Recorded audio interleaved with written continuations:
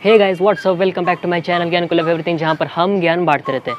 दोस्तों, दुनिया में कई सारे मार्वल सिनेमैटिक यूनिवर्स के फैंस हैं और बहुत सारे लोग मार्वल्स के मूवीज़ को देखते हैं। और शायद मुझे लगता है कि सबके सबसे ज़्यादा फेवरेट एक ही एक्टर होंगे, वो है रॉबर्ट डाउनी जूनियर, यानी कि मूवी के टोनी स्टार्क या फिर आयरन मैन। और हमने देखा है कि हर मूवी में उनका जो सूट है वो हमेशा अपग्रेडेड होता रहता है और फुली फंक्शनल होता है। और हम इसी चीज़ के बारे में आज हम बात करने वाले हैं कि क्या किसी भी तरह से किसी भी टेक्नोलॉजी का यूज़ करके क्या हम एक्चुअली में आयरन मैन का जो सूट है वो वर्किंग कंडीशन में बना सकते हैं या फिर नहीं, और अगर हाँ तो फिर कितना समय लगेगा, और इन्हीं सब चीज़ों के बारे में हम बात करने वाले हैं। तो बिना टाइम वेस्ट किए लेट्स गेट स्टार्टेड।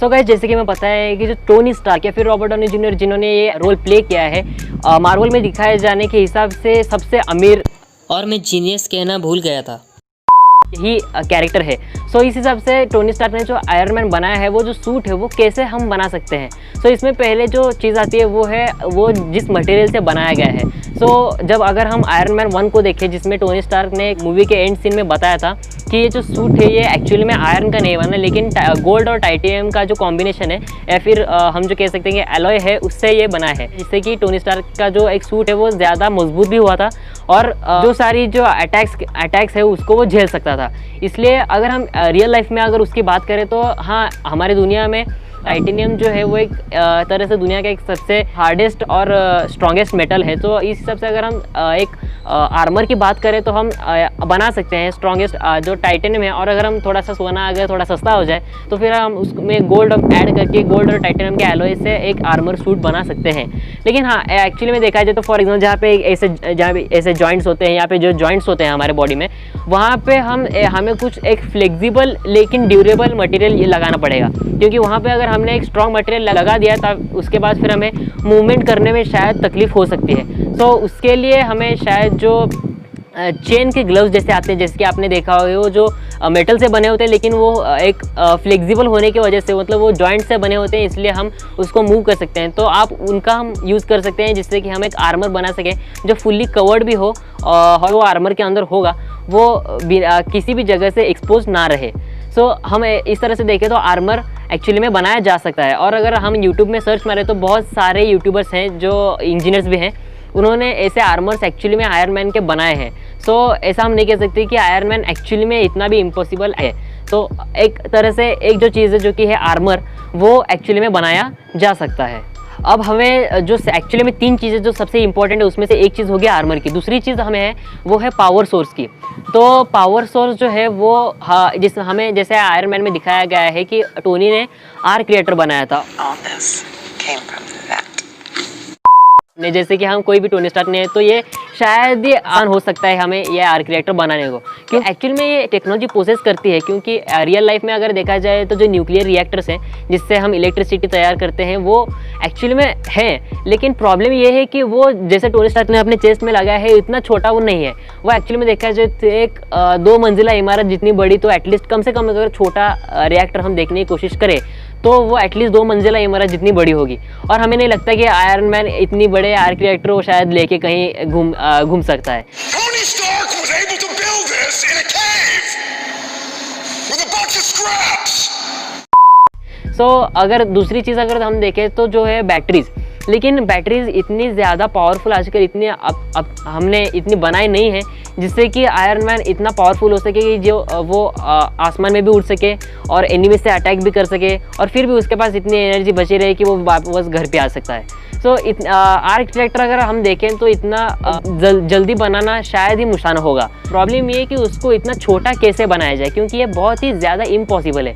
अगर आपने अवेंजर्स एंड गेम देखा होगा जहाँ पे एंटमैन टोनी स्टार्क के रिएक्टर के अंदर जाता है, तब आपने देखा होगा बहुत कितने सारे छोटे छोटे कंपोनेंट्स और चीज़ें हैं जो कि उस रिएक्टर को चलाने में मदद करती हैं। लेकिन रियल लाइफ में अगर देखा जाए तो नैनो टेक्नोलॉजी भी इतनी ज़्यादा अभी तक इम्प्रूव नहीं हुई है कि रिएक्टर को इतना छोटा बनाया जा सके, वो भी इतना फंक्शनल हो कि कम से कम 3 गीगाजूल्स पर सेकेंड की जो एनर्जी है वो बना सके, जैसे कि हमने आयरन मैन 1 में टोनी स्टार्क ने बताया था। अब 2 चीज़ों के बाद सबसे जो इम्पोर्टेंट चीज़ है वो है आर्टिफिशियल इंटेलिजेंस, जैसे कि हमने आयरन मैन में देखा है और बहुत सारे अभी जो लेटेस्ट अवेंजर्स एंड गेम तक था वो था टोनी स्टार्क का फ्राइडे।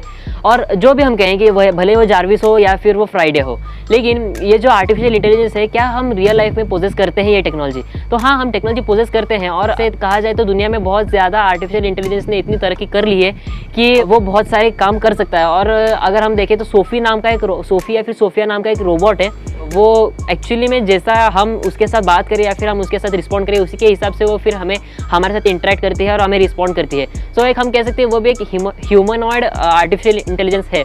लेकिन हम जब एक जार्विस या फिर फ्राइडे जैसे कि आर्टिफिशियल इंटेलिजेंस की बात करते हैं, तब हम बात कर रहे हैं कि सोफी या फिर जो भी अभी आर्टिफिशियल इंटेलिजेंस है, हमारे फ़ोन में भी आर्टिफिशियल इंटेलिजेंस है, जो कि हम जिसको गूगल बोलते हैं, या फिर जो आईफोन में या फिर सीरी या फिर ऐसे जो भी आर्टिफिशियल इंटेलिजेंस है, एलेक्सा हो, ये जो सब है ये भी एक आर्टिफिशियल इंटेलिजेंस है। लेकिन हम जब जार्विस और फ्राइडे की बात करते हैं तब हम बात कर रहे हैं कि वो जो सब अभी के जो आर्टिफिशियल इंटेलिजेंस है वो है यहाँ पे, और हम बात कर रहे हैं यहाँ। और यहाँ तक जाने में शायद हमें कम से कम 20 या फिर 25 साल तो लगने वाले हैं, क्योंकि अब जब तक टोनी स्टार्क जैसा कोई आदमी हम इस दुनिया में ना हो तब तो कम से कम 5 साल तो लगेंगे ही लगेंगे। सो आर्टिफिशियल इंटेलिजेंस इतना आसान नहीं है बनाने को, क्योंकि वो ऐसे काम करता है जैसे कि हमारा इंसान का दिमाग काम करता है। क्योंकि हमारे दिमाग का हमारे दिमाग ऐसा बनाया गया है जैसे कि हम जो भी सोचते हैं, जो भी देखते हैं, जो भी समझते हैं, उसी के हिसाब से हमारा ब्रेन और ज़्यादा डेवलप होता जाता है। और उसी की तरह जार्विस या फिर फ्राइडे डेवलप होता है, क्योंकि जैसे जैसे जार्विस या फिर फ्राइडे देखता है, जैसे कि टोनी स्टार्क उसको कमांड देता है या फिर जैसे टोनी स्टार्क उससे काम करवाता है, उसी के हिसाब से वो उसको रिस्पॉन्ड करता है और ज़्यादा से ज़्यादा चीज़ें समझने की कोशिश करता है। लेकिन अभी जो हम आर्टिफिशियल इंटेलिजेंस देख रहे हैं वो इतना ज़्यादा इम्प्रूव नहीं हुआ है कि हम आयरन मैन जैसे किसी एक सूट को इतना ज़्यादा फंक्शनल बना सके जिससे कि हम शायद कैसे एक जो चितौरी आर्मी या फिर थैनोस के साथ लड़ सके। सो अब आते हैं कंक्लूजन की तरफ। अगर हम देखें तो क्या हम एक्चुअल में आयरन मैन का सूट बना सकते हैं? तो इसका जवाब है हाँ। लेकिन क्या हम वो अभी बना सकते हैं? तो इसका जवाब है ना, क्योंकि हम अगर देखें तो आयरन मैन में जो दूसरी एक चीज़ है वो है रिपल्सर्स, या फिर जो आयरन मैन को उड़ाने में, जो हवा में उड़ाने में मदद करती है, वो जो रिपल्सर्स हैं वो भी रिएक्टर से ही काम करते हैं, जैसे कि हमने आयरन मैन में देखा है। सो इस हिसाब से जब तक एक आर्क रिएक्टर जब तक हम इतना छोटा नहीं बना लेते कि वो जब तक वो टोनी स्टार्क के चेस्ट तक उतना छोटा नहीं बन जाता, तब तक तो शायद आयरन मैन को पावर सोर्स देने के लिए हमारे पास इतना ज़्यादा कोई बड़ा ऑप्शन नहीं है। जब हम बात करते हैं आर्मर की, तो हाँ, जो एक्सोस्केलेटन आर्मर है वो एक्चुअली में बनाया जा सकता है। और अगर हम बात करें आर्टिफिशियल इंटेलिजेंस की, तो फिर ऐसा अगर हम देखें तो आर्टिफिशियल इंटेलिजेंस इतना ज़्यादा इंप्रूव अभी तक नहीं हुआ है। कम से कम 10 या फिर 20 साल तो लगेंगे ही, जिससे कि आर्टिफिशियल इंटेलिजेंस इतना इंप्रूव हो जाए कि जार्विस या फिर उसका एटलीस्ट छोटा सा बच्चा इतना तो ज़्यादा इंप्रूव हो जाए कि आयरन मैन के सूट की तरह उसको हम फंक्शनलेबल बना सकें। लेकिन हम अगर देखें तो मेन जो है आयरन मैन का जो उड़ने की कैपेबिलिटी, जैसे कि हम आज देख सकते हैं कि ऐसे जेट्स और प्रोपल्शंस बनाए गए हैं जो जिससे कि आप हवा में उड़ सकते हैं। लेकिन हम जो इंसान का जो वेट है और उसके ऊपर जो आयरन मैन का वेट है और उसके ऊपर अगर हम वेपन्स को भी ऐड करें तो इतना शायद वो जेट प्रोपल्शंस इतने हेवी इक्विपमेंट्स को शायद हवा में इतना ज़्यादा उड़ा नहीं सकते, जैसे कि आयरन मैन में हमने जितनी तेज़ी से उड़ाते हुए देखा है।